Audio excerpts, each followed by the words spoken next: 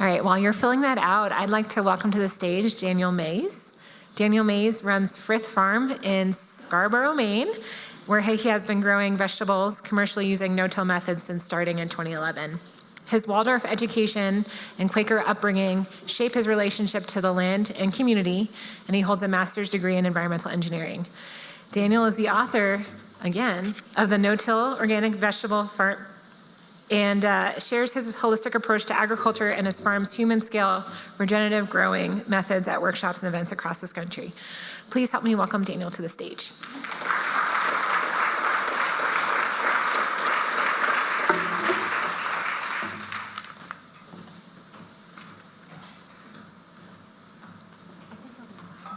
I'll try. Yeah. No, just, you can do like the nod. Awesome. Hello, everyone. Thanks for having me. Excited to be here. I'm an introvert, so standing on stage is like I'll get used to it eventually, but thanks for putting up with me. I'm excited to feed off of the presentation this morning. I really appreciated a lot of the topics there, a lot of the takeaways. I feel like hopefully will come through in my presentation as well.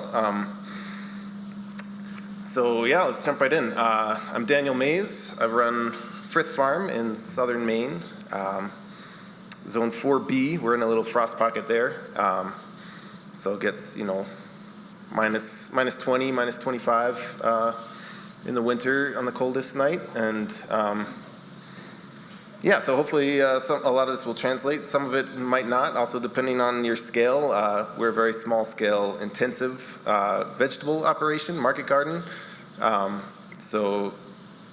If you're larger scale row crops, hopefully there'll be some takeaways, but I think a lot of the principles of regenerative ag are there regardless.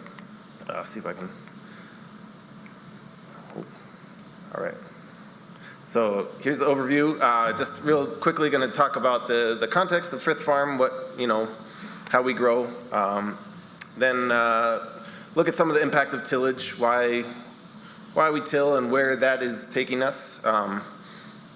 And then some alternatives to that. What are the principles of soil health that we try to uphold, and the no-till system that we've developed at Frith to try to do that.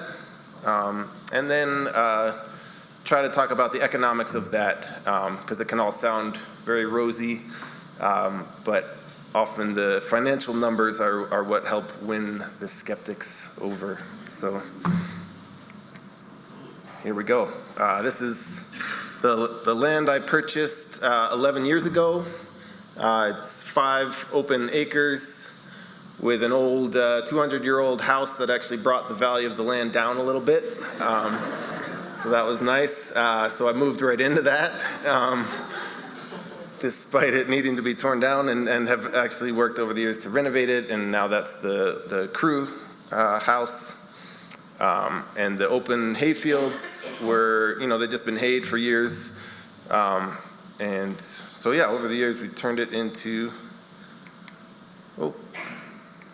there we go. That's the courtesy of a customer of ours, drone footage. This is Frith Farm a couple years ago.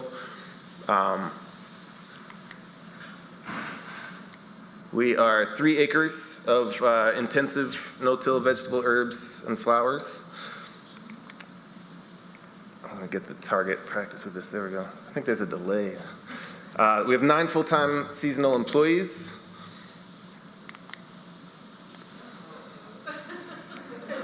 I really broke it.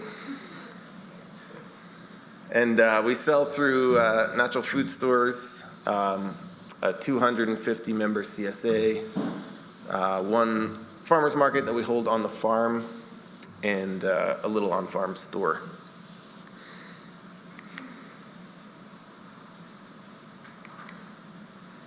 This is tedious, sorry. Looking at tillage, why no till? There's so many things about conventional farming as we've been doing it in recent, history that are problematic. But tillage is really a big one, and if we consider history, the usefulness of history to be to learn from our mistakes, I think it can be helpful to look at the history of tillage. So all the way back to, the beginning of agriculture was, just a stick that we'd poke a hole to put a seed in the ground. And then, a few thousand years later, if I can get this to work, there we go. Start to make rudimentary hoes to be able to scrape weeds away. Then, we learned how to attach those implements to animal power. And then there was this big technological breakthrough of the steel plow, which enabled us in this on this continent to break the thick sod of the prairies, and that just really accelerated, our tillage journey. And now, we have huge. Couple that with fossil fuel power in the combustion engine, and we just have this amazing capacity to rip up the ground. So, here's some civilizations that developed because of agriculture. Agriculture enabled civilization in general, because that enabled us to grow more food than we needed, so we had time to do other things, to develop culture. So here are some of the oldest civilizations that we have record of. Let's just look at what they all have in common, if I can get the thing to work.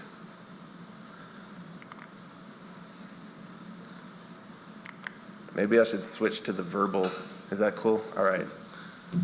That's gonna drive me crazy. These are, Mesopotamia, ancient Egypt, the Roman Empire at Palmyra, the Mali Empire.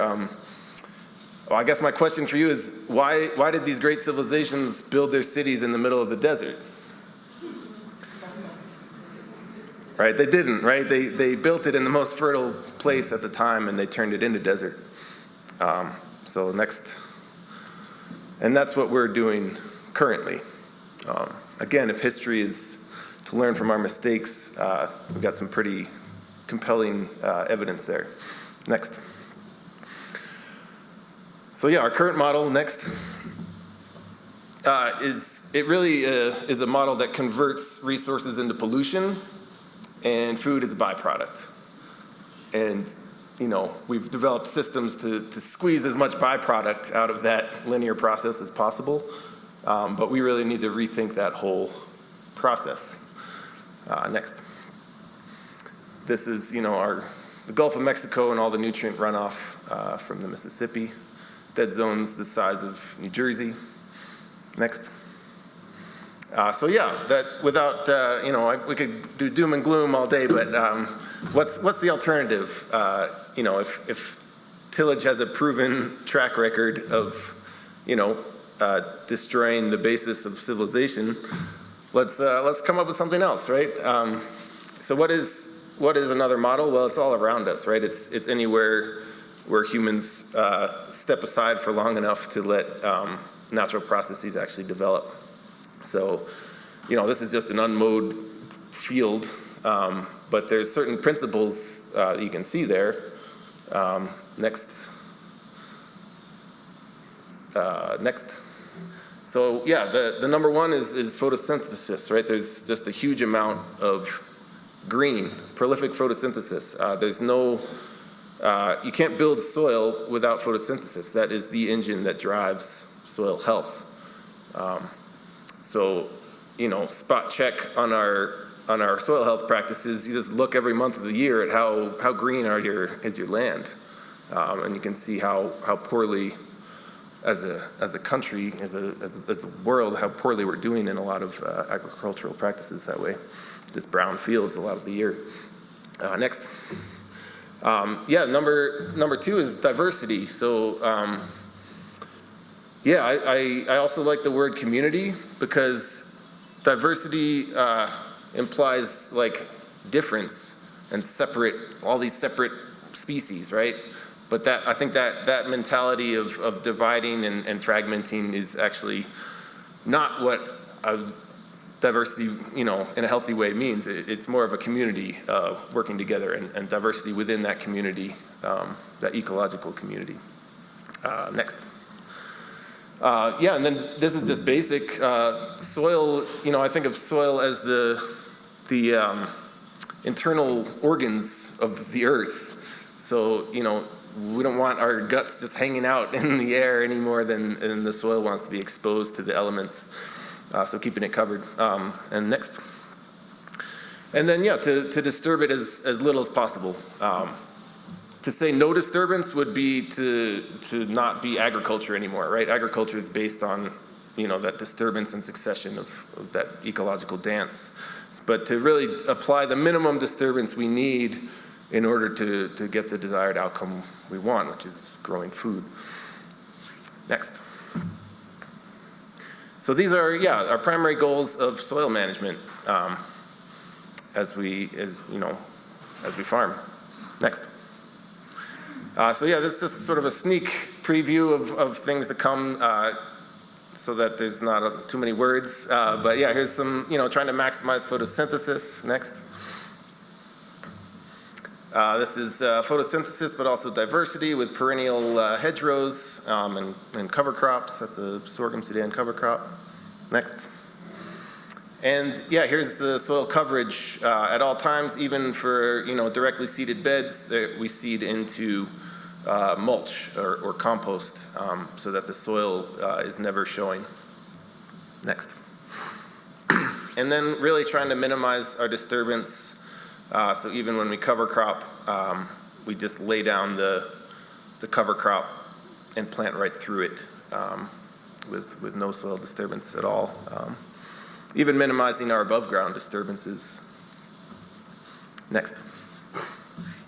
So how do we do this at Frith Farm? And again, this might not apply to everybody, but I think this is one example of maybe thinking outside the box from conventional growing techniques. So I'm just going to go through real sort of technical, specific how we establish new beds from sod, and hopefully you see the principles showing through there. But then in my second slideshow, I'll this gets the beds established and the system in place, and then that enables all sorts of really sort of unconventional practices and quality of life, I would say. So I'll get into that in the second presentation.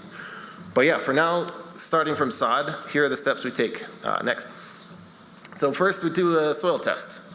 And that's important because the pH might be off. That's a big one. There might be just real vast mineral imbalances in the soil. So if we want to make any amendments, now we need to know that up front. So next. Next we mark out plots. And for this, there's all sorts of considerations. We are developing a permanent no-till bed system.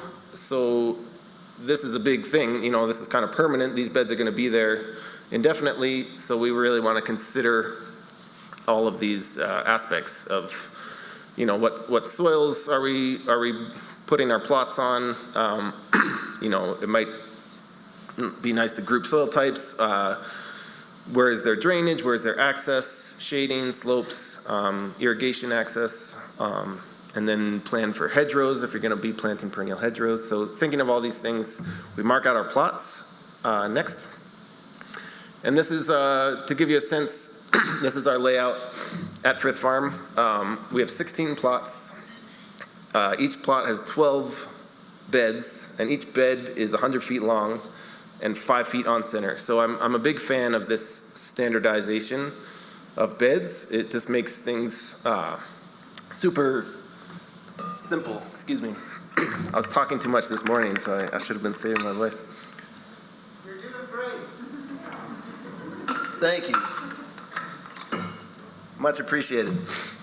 The standardization of the beds and plots simplifies life so much for a vegetable farmer growing so many different vegetables. because with that simple decision to standardize, now all of a sudden your seed orders, your crop rotation, your record keeping, your row covers, your tarps, your irrigation setup, all of that is standardized as well and can all be rotated modularly, from plot to plot.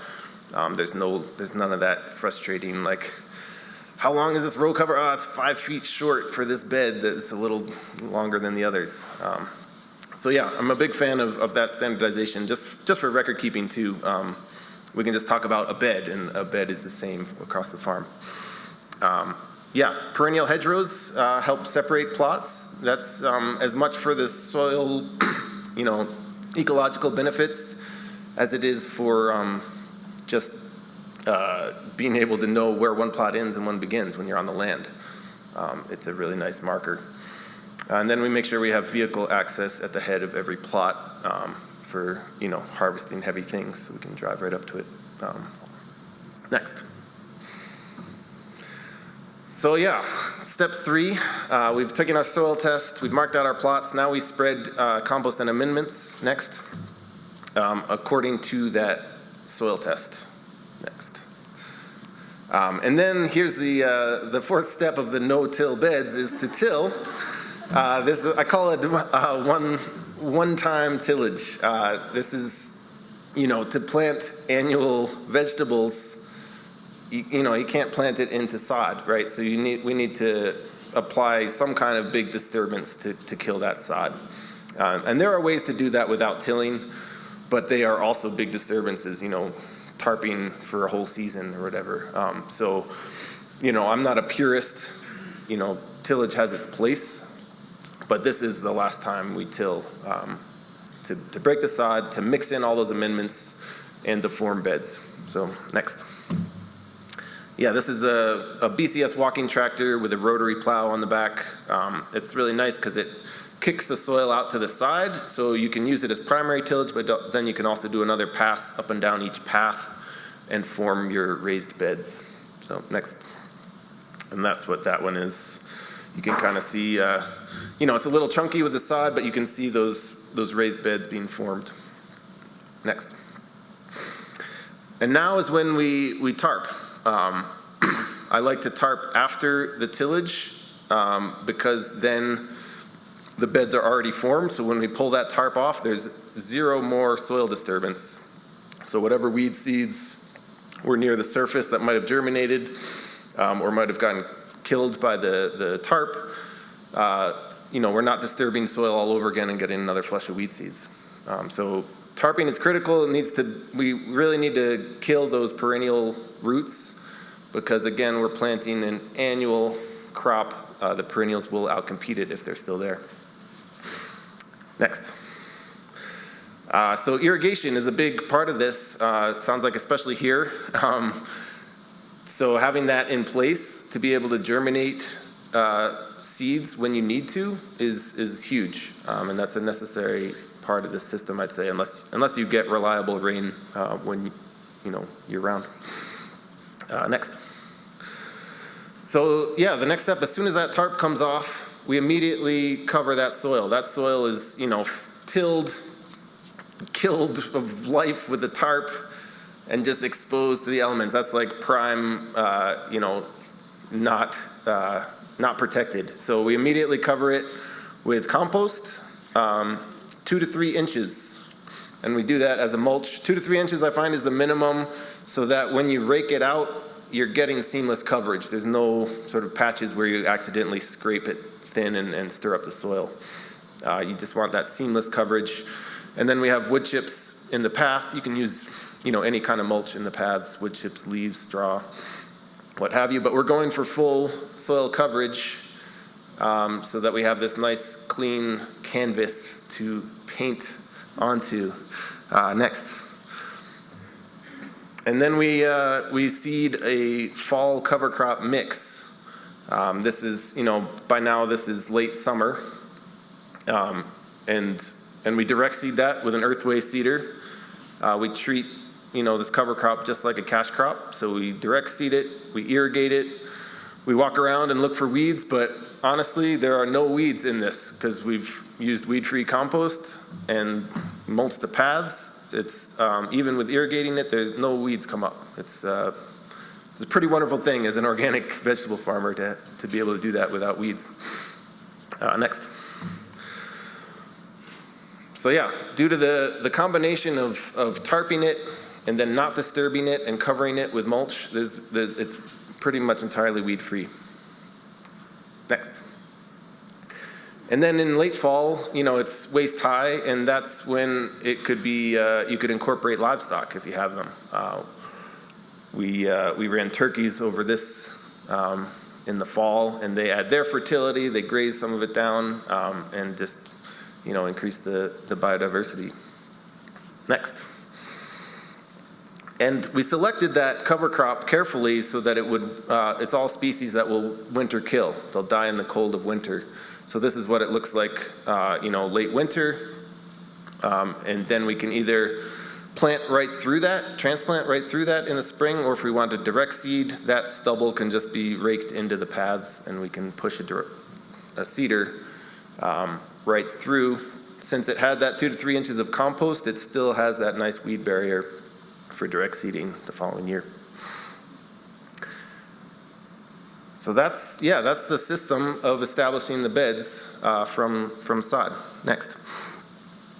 So once the beds are established, it's a lot less work. So there's a lot of work up front with this system, but once it's established, it's kind of a dream. So yeah, maintaining the beds. Next. It can be as simple as you just pull one crop out and you put in the next. So these 2 beds on the right there were lettuce heads. They got harvested, and then I literally just pushed a earthway seeder with carrot seed in between the stumps of the lettuce heads, and then it comes up. Only prep was a little bit of a rake to make sure the seeder would go through smoothly. Next. For crops that leave more residues, like when brassicas are done, like kale here, we use a flail mower on the Bcs Walking Tractor, and that's basically just chops everything up and leaves it right on the surface. And next. And then some of those crops would regrow from the roots, so we use tarps in that case just for a few days if it's sunny. But maybe up to a week and a half if it's cloudy, just to make sure those roots are dead before we plant the next crop. Next. And then the tarps come off, and we'll either transplant or direct seed right through the stubble, through that residue that was left from the flail mower. So this is a picture of spinach direct seeded, kind of alternating the rows with the stubble of arugula that came before it.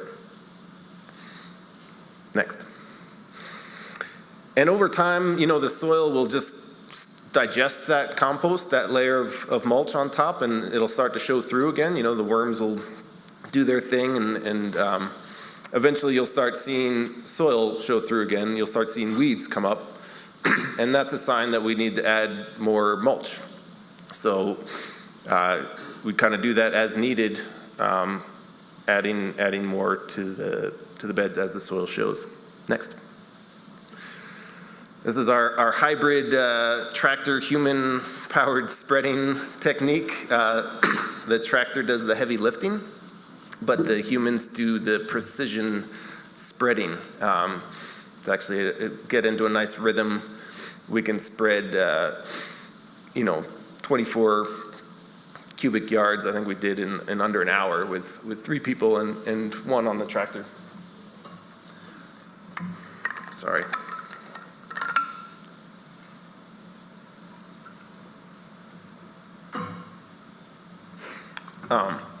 I really, there's compost spreaders and drop spreaders and stuff, but there's no substitute in my mind for the care that comes from, a human doing the fine sort of work of bed preparation and planting.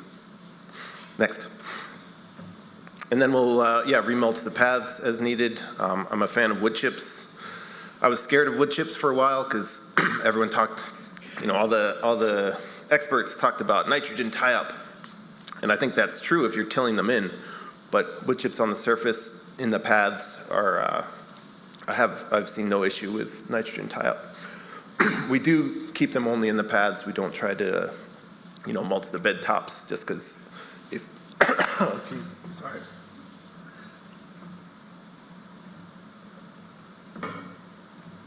Too much talking. Yeah, if you try to put them on top of the bed, then when you transplant, they can fall in and interfere. Then they would be buried and tie up nitrogen right up against the roots of a transplant. Next. So yeah, this is the fully covered beds that are sort of the foundation of this system. That then, like I said, are the canvas that you can turn into whatever work of art you want. Next. So yeah, complete soil coverage at all times, sort of the mantra, never see the soil. And it just creates a wonderful planting environment too. It's a pleasure to work with. There's no weeds. You're just planting into kind of like brownie batter. It's just soft and, the paths are all spongy from all the mulch. And the soil life just responds amazingly. Next.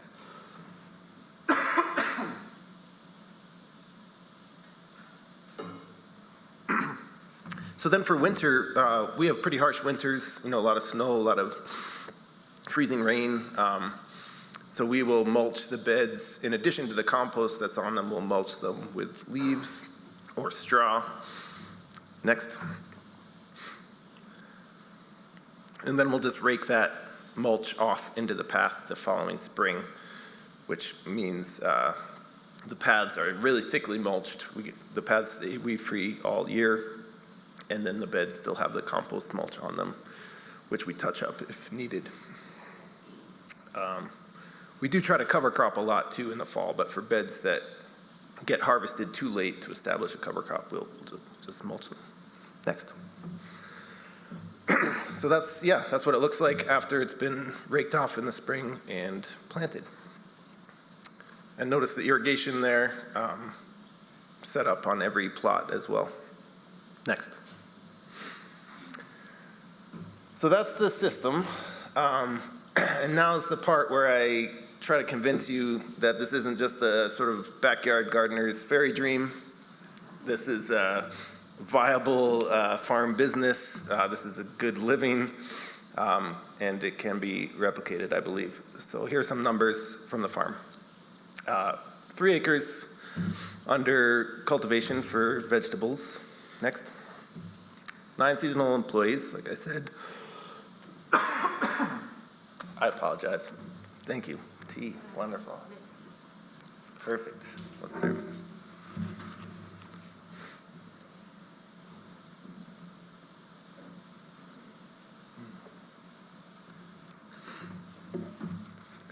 So yeah, 250 CSA families, and that's about half of our production. Next. The other half goes to 4 natural food stores locally and 1 on-farm market. Our annual revenue is over $300,000. So again, that's from 3 acres. So that's a very intensive production. Next.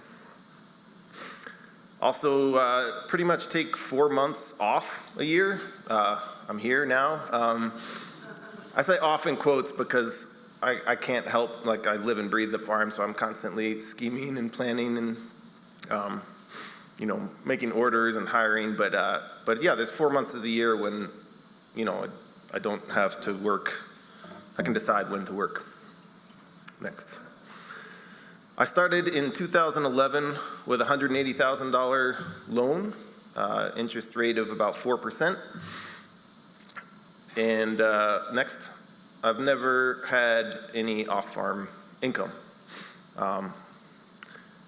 And yeah, that loan, I had $15,000 to my name. I took out that loan, and that's all the capital I had to start. And I've never had extra beyond that. The farm has paid for itself. Next. So how is that possible? How is this, that kind of money from such little area, from non-mechanized practices, how is that possible? Well, I figured I'd go through a couple examples of the kind of intensive cropping that we do.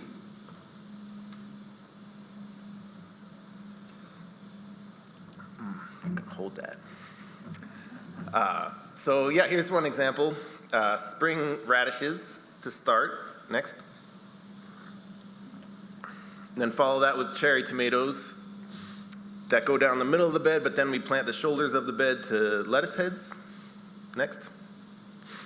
And then we'll plant garlic in the late fall. So this is, an example for one bed.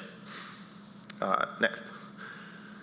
So yeah, this is a single 100-foot bed. Let's look at the revenue from that. So radishes, we sell them for $2 a bunch to the natural food stores. We might get 150 bunches out of a bed. And then lettuce heads, we get 400 lettuce heads out of a bed. Sell those $2 each. And then the cherry tomatoes, the main crop, at $4 a pint, we get that much revenue from a bed. This is a single 100-foot bed. Next. So yeah, you look at that, it doesn't take a lot of area to produce a huge amount of vegetables. So rather than spreading those out over a large area in order to have really efficient mechanization, I think it makes sense to condense those onto a really small area so that you can, it makes sense to apply the level of compost I'm talking about, which just increases your yield even more, and you can manage it really intensively without machines. Next. So if you were to extrapolate that per acre, that's what that would be. It'd be a huge sum, $180,000 an acre. Don't scale this up to an acre. It doesn't work, right? This works because it's small scale, but that is the per acre number just to give a sense of how profitable this can be at a small scale. Next. So here's another example. That garlic that we planted in the fall comes up in the spring, harvest it in the summer, then we follow that with carrots. This is a nice succession in our climate because there's just enough time for it, for those carrots to mature. And yeah, the revenue for that single 100-foot bed, we might get $900 of garlic out of there, $10 a pound, and carrots at $2 a pound. From a 100-foot bed, we yield a decent yield of carrots is 500 pounds. So that's a pound of carrots per square foot. And yeah, so again, the revenue per bed is just very high, and then per acre, next, is way up there. Next. So yeah, small scale farming works, right? It's you don't need to scale up to be profitable. Next. So this is the trajectory of the farm's growth and profit, revenue and profit. First 4 years, and then this slide shows a couple years. This slide's a couple years old. So year 8, we've actually gotten a little smaller since then, but revenue keeps going up. So yeah, starting in year 1, started with 1 acre, $40,000 of revenue, but negative $20,000 of profit because there was just a lot of costs, and I was figuring out what I was doing, and but that was okay because I had cushion in my loan to eat into. Year 2, we broke even with no profit. But that was moving in the right direction. And then year 3, it started to feel like this was viable, and $40,000 of profit. And they say it takes 3 years to start a business, so that kind of held true. And then, yeah, by now, we're grossing over $300,000 a year, and almost 30% of that is profit margin. I put profit in quotes. I want to talk about that. I don't like the word. It invokes a mentality of extraction, and I think it's actually at the root of all these problems we're talking about today. That said, we live in a world where you need to, make a living and be able to support yourself. So I like to think of profit as reinvestment potential. So where is that profit going? Because to think of profit as just something I get to extract from the farm and spend however I want, well, that's an extractive process. There's also sort of a philosophical idea of wealth cannot exist without poverty. They create each other. So to the extent I'm profiting and accumulating wealth, I'm actually creating poverty somewhere else. So a little bit heavy, sorry, but I think it's really important to question some of these sort of base economic assumptions we have. So yeah, all of this profit has been put right back into the farm to create a community gathering place, to create a healthier work environment, to just hopefully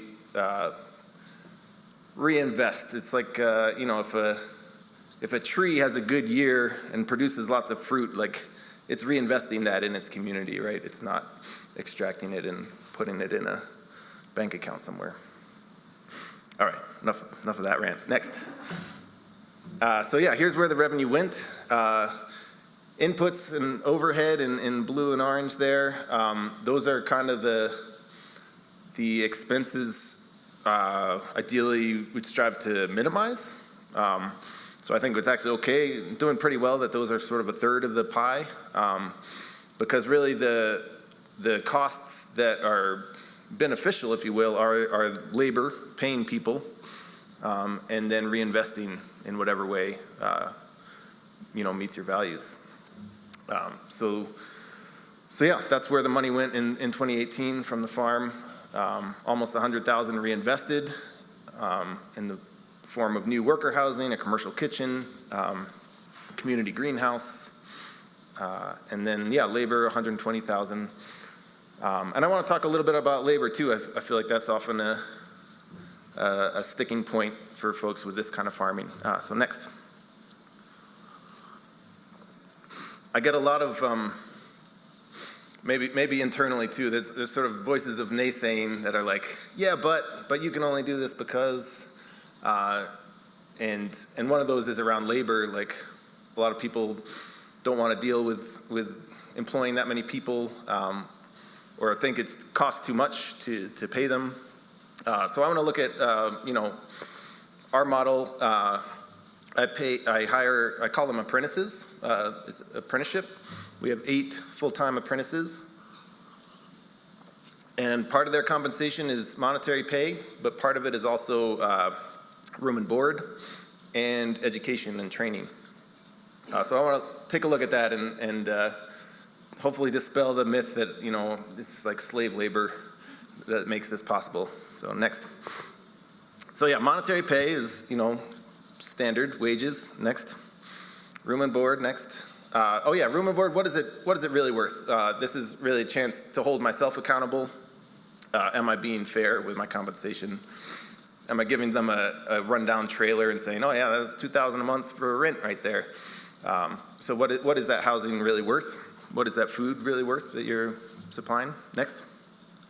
And then education. That's an easy one to manipulate too. So how much is actually being learned at the beginning of the season versus the end of the season? Next. And how much time and effort am I really putting into that education? Because it's, life is one big education, right? You can say like any employee anywhere is learning by doing that, but really how much is that education worth? So yeah, adding those all up, divide by the hours worked. Is that a fair hourly wage? So let's do that for what I pay this year, $1,200 a month. I estimate housing plus, they get vegetables from the farm. Maybe that's $700 a month. We took a half day every week and devoted that to non-productive education, so off-field education. So value that $400 a month. We work less than 40 hours a week, about 37, 38 hours a week. So that works out, very rough math, but about $14 an hour of value is what I'm paying the crew. If you're not as excited about providing housing or education, then certainly you could pay that all in wages. But there is something really nice about providing a more holistic experience that enables, I think, lowers the barriers too for employees to be able to come work for you if they don't have to also figure out housing and transportation and all of that. Next. All right. Happy to talk more about labor. That's a big topic, but I figured I'd as advertised, I'd go through some of the common pitfalls I see for, I've mentored a number of farmers who have implemented these practices, and the sort of the common holdups I see are, next. Number one is failure to smother those perennial weeds initially. It's very tempting when you till up and form your beds, be like, oh, it looks weed-free, I'll just plant into that. But it's really important to kill those perennial weeds. For us, it's quack grass is a big one, especially the rhizomatous spreading weeds will just take right back over pretty quickly if you don't smother them adequately. The next is to skimp on the compost and mulch. That is very tempting, especially as you see the cost of compost. But really we're going for complete soil coverage, not to see the soil at all. And to do that, you need enough, that 2 to 3 inches of compost. Next. This I see less often, but some suppliers call things compost when they aren't really compost. Just wood shavings that have sat for a while, it's not compost. Making sure that it's, a balanced carbon to nitrogen ratio, it's been fully composted, it's not hot, it's not gonna burn your crops, and it's been sifted, so it's, nice friable material. Next. Without irrigation, this can be really challenging because if you don't get rain at the right time, you'll get really poor germination. So having irrigation set up is I think, a really important thing. Next. And then, not enough labor. I'd say for this style of intensive growing, at least 2 people per acre, more like 3 people per acre. I find it's better to scale down on acreage than it is to scale down on labor. I find the more people I hire, the more profitable, the more productive the farm becomes. Even though at the time I'm like, I don't know if I can afford to pay more people. It always ends up like I couldn't have afforded not to. Next. So here's a common complaint. I feel like I preempt it, but compost is so expensive. Let's break that down. I tried to look up on the internet. I think compost around here is like $30 a yard if you buy in bulk. Is that roughly right? Anybody? Yeah. Nice. 2 to 3 yards might be, $90, $100. And then, you need something for your path mulch. So whether that's wood chips or straw or something, that's typically cheaper, sometimes free. And then the cost to spread it, even doing it human powered like we do is, 3/4 of an hour per bed is probably way more than it actually takes. Total cost per bed, $120. Well, geez, that's a lot of money for a 100-foot bed, right? Until, next, you consider the revenue that's coming in from those beds. Like if you're growing intensively like this, these are actual numbers from our 2018 revenue. If anything, they've gone up as we get, better at things. This is just aggregate, like I looked at the total revenue from a given crop and the total number of beds that we grew of it. So these numbers are very honest. They include all the mistakes and the failures and everything. Planted, 50 beds of carrots, brought in $32,000 from that, so that works out to $640 a bed. But carrots only take half the season, so I also consider the revenue per bed season, since we're getting 2 crops out of those beds. So you can actually double that since it's only half the season. So just did that for our top earning crops. And you can look in that right column, the revenue per bed season is anywhere from $1,000 to $2,000.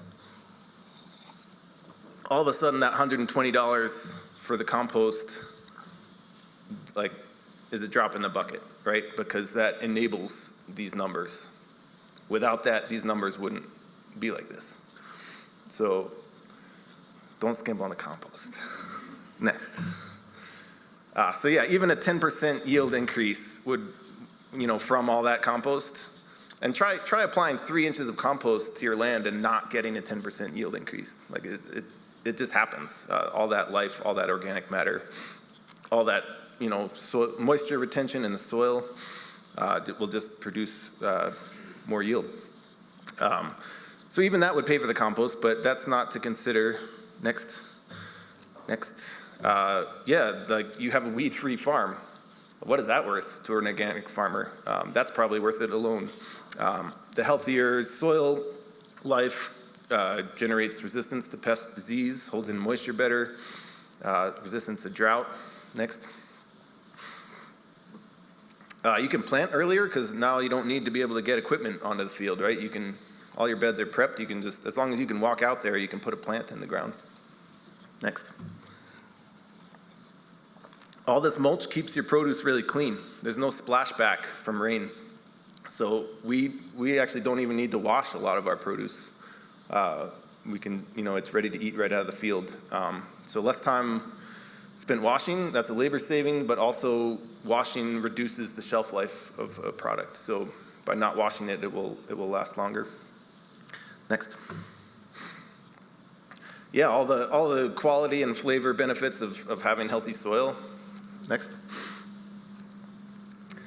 Yeah, I talked about just the satisfaction of working on a weed-free field, planting into the spongy beds. Employees tend to like that. Next. And then all the ongoing soil health benefits of having protected, fed soil. Next. So yeah, in summary, I think this was similar to a slide this morning of organic matter. This is the actual numbers from my farm starting out, the organic matter from annual soil tests, and the revenue per square foot of the farm. So yeah, correlation, causation, I don't know, but I think there's something there as the soil gets healthier, the farm is healthier. Next. And yeah, soil health is the same as human health, right? That's like a foundation of organic agriculture, Sir Albert Howard. So to the extent we're treating the soil well and generating health in it, we're actually healthier ourselves. Next. And I have to give my plug for my book if you want to buy it or win it in the raffle. But thank you. Be happy to take any questions.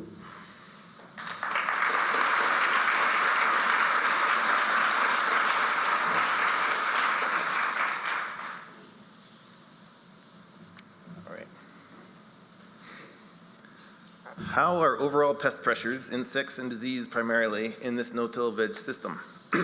Yeah, that's one of the real benefits of soil health, is that I won't say we don't have pests or disease, but they're in the background.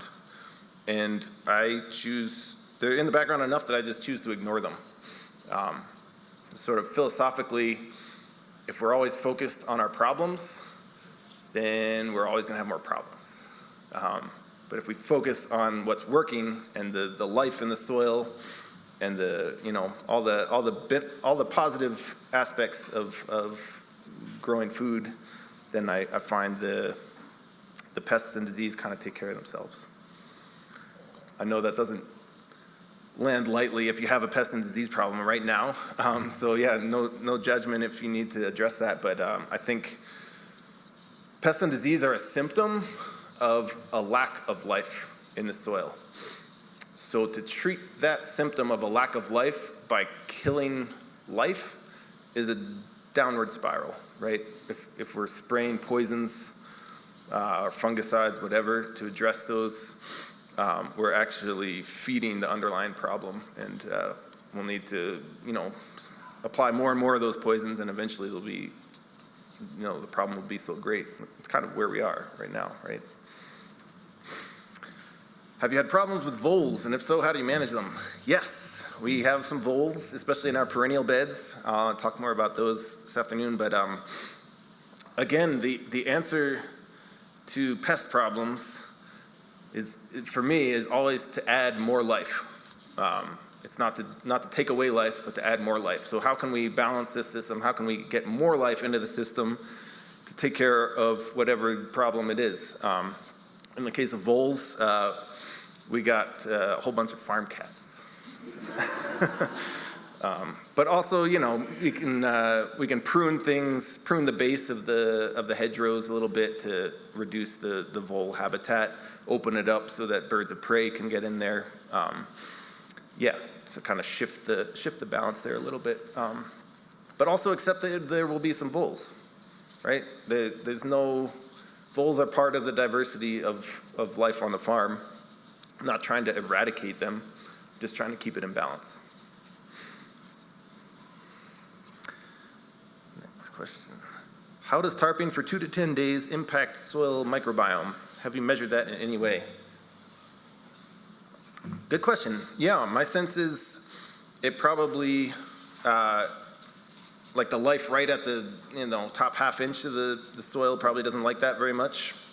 But my sense is below that, it's fine, and as soon as you take that tarp off, it kind of repopulates. Have I measured that in a scientific way? No, I've just measured it in how plants respond to being grown there afterwards. Leaving a tarp on for a whole year, that's a different story. You're really starting to starve. Remember, number one principle of soil health is photosynthesis. Tarps are zero photosynthesis, so they're not regenerating anything. They're a disturbance technique to then be able to get, more photosynthesis on there afterward. That's the goal.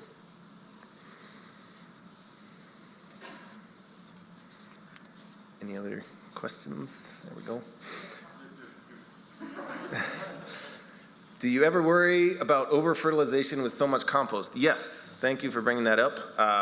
We switched from manure-based compost years ago because phosphorus levels got high.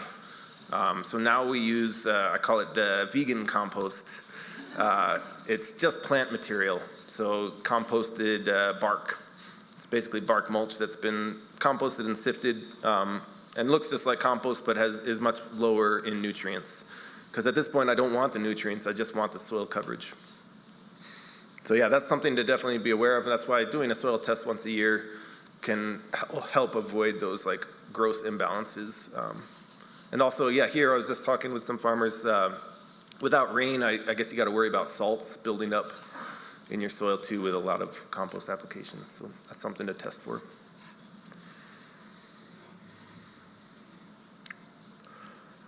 How do you attract apprentices? Yeah, interesting. Now that I've written a book, it's hard to say because that's attracting a lot of people. But before that, I'd say it was word of mouth. So initially, year one, I was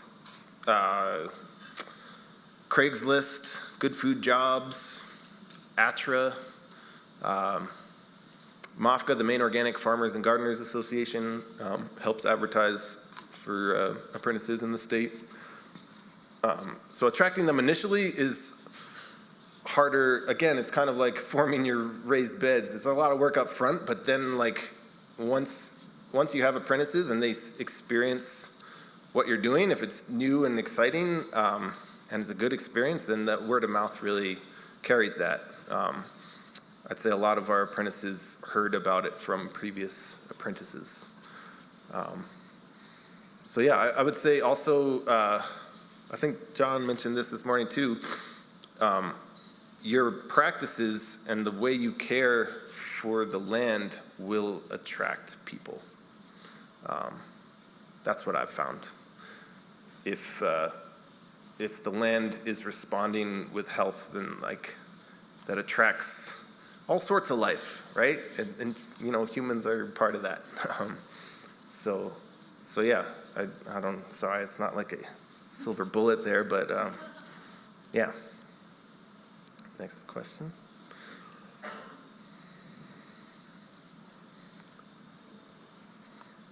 What is your crop rotation philosophy? So yeah, I believe in crop rotation. We rotate, it's actually pretty easy to rotate crops with that standardized system because we have 16 plots. So we can just basically say what was in plot 1 is now in plot 5 or whatever. You can just move them all around without having to retool the whole, you know, rotation. I don't worry too much about, I'm not super strict with it except for alliums. We do have garlic bloat nematode, which is a, you know, pest nematode that affects alliums. We got that in our soil from seed garlic I bought in maybe like 8 or 9 years ago, and all the experts were like, "Oh, you can never grow garlic again. Like, just forget it."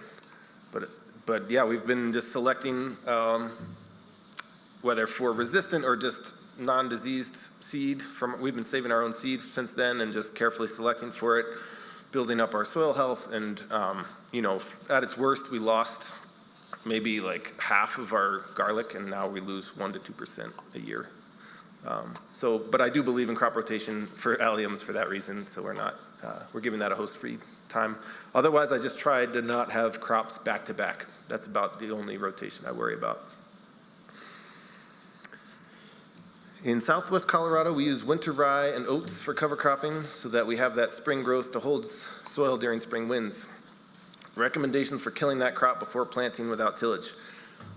I will get all over that this afternoon. Yeah, so this presentation is like the foundation, just the blank canvas, how to get that blank canvas, and then this afternoon we'll get a bunch of color on it.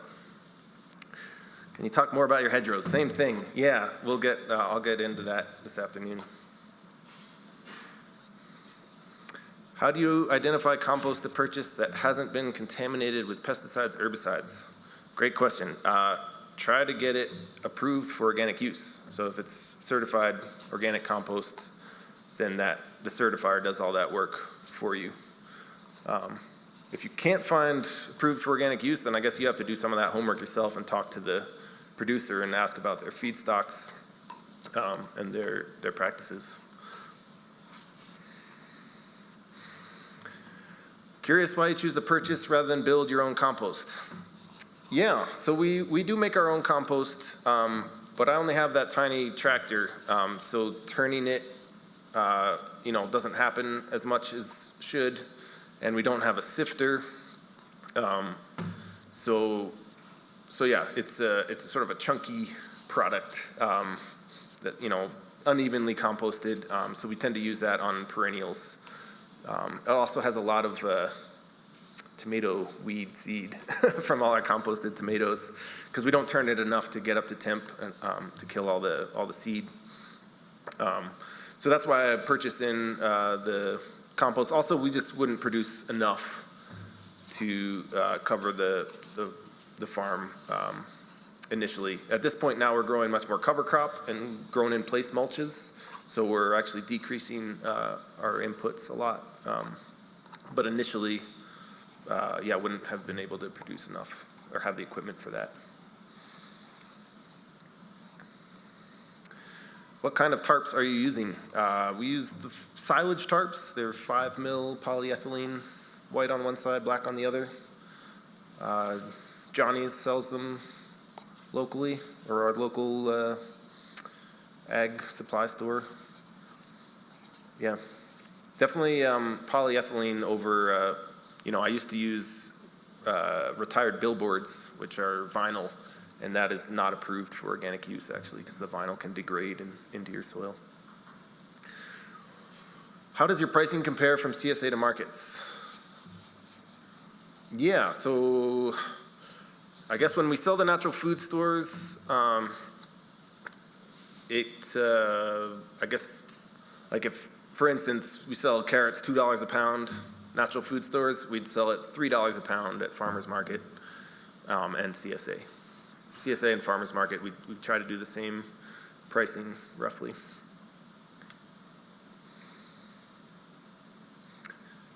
Do you have continued animals integrated with your system? You mentioned grazing chickens in the beginning. Does it continue? I actually stopped raising livestock 2 years ago, partly because I had our first child, so there was a human livestock to care for, and I was like, I need to simplify. I can't handle this. So yeah, we don't currently have any animals. It's something that I think we'll add back in once the humans get a little bigger. But also our land base is small. You know, it's 5 open acres, 3 of which is now vegetables. So that leaves 2 acres in the perimeter of pasture, which is not a lot to work with to do animals at an economic scale. So I'll talk a lot this afternoon about how we did integrate animals back when we had them. But for now, we're taking a break from livestock. I will say though, there are a lot of animals out there. Just because we don't raise them doesn't mean they're not there. There's, you know, the voles, the birds, the insects, the deer find their way in, even though we have a fence. You know, by the end of, you know, they come in through the entrance on the road. So yeah, they're just, you know, integrating animals doesn't have to be in a purely, strictly managed system. Have you examined the larger scalability of your techniques so that large-scale vegetable producers could incorporate some of your techniques to improve soil and reduce the use of chemical inputs? I haven't, I guess, to be honest. Like, I don't feel like an expert in like politics and economics and all the things you have to be to think of like, how would this scale across the country or across the world? I think those principles of soil health apply across scale, right? My example of my farm is an example of a very small scale farm. So I wouldn't say take every detail of my example and scale it up. I don't think that would work. I think my farm works because it's so small scale. And I think mixed vegetable production is really ripe for really small scale production. You know, vegetables don't travel well, so growing them near to the markets makes sense. Vegetables don't take a lot of space to produce a lot, like I've shown. So again, growing them intensively on land that's more expensive, close to populations, can actually pay off as opposed to larger scale. So this is a very particular type of growing. So I guess I would apply the principles, but maybe not all the practices to scaling up. I also believe in scaling out rather than up. You know, often people ask like, well, are you going to rent more land or buy more land and you know, increase the size? Like, I don't need to. Why would I, you know, I don't need to be bigger just for the sake of being bigger. But I'm here talking to you all so that hopefully you all like start your own little small versions of this and we get more people out onto the land. How do you pay your employees? Is it a stipend, salary, or hourly wage? It is a stipend, $1,200 a month, paid as W-4 wages. Yeah, the other compensation, as I went over, is education, room, and board. Are you certified organic and real organic project certified? Yes, and yes.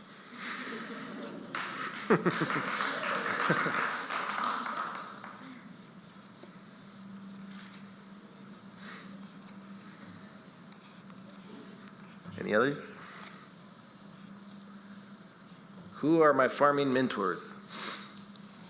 Yeah, I took an interesting path of not really having much experience when I started. I just was kind of hot-headed and wanted to jump right in when I was 26. So my mentors, I guess, were like authors, like whose books I read. So that maybe like Elliot Coleman would be the top one. His book was probably the main one I referred to when starting out. Yeah, so I since then, you know, I've certainly connected with a lot of farmers, and there's a lot of amazing innovation happening out there. But yeah, I think I went it alone in a lot of ways that maybe wasn't helpful, but also maybe was helpful in that I didn't know better than to not try some of these weird ways of farming. So yeah, that ignorance maybe served me in some ways to be able to experiment and not just do it the way I'd learned somewhere else. Last question, all right. Could you speak more to the process of building your human community? Did you have pre-existing connection to the place? No, I did not. Yeah, and I'll definitely talk more about this afternoon. But no, I didn't know anybody in Maine when I moved there. But land was affordable, and there was a real support for beginning farmers, so that's what drew me there. And yeah, the farm, I don't really take credit. I view the farm as like this whole organism unto itself at this point, and the farm has really attracted that community in a lot of ways that I'm blessed to be a part of. Thanks, y'all.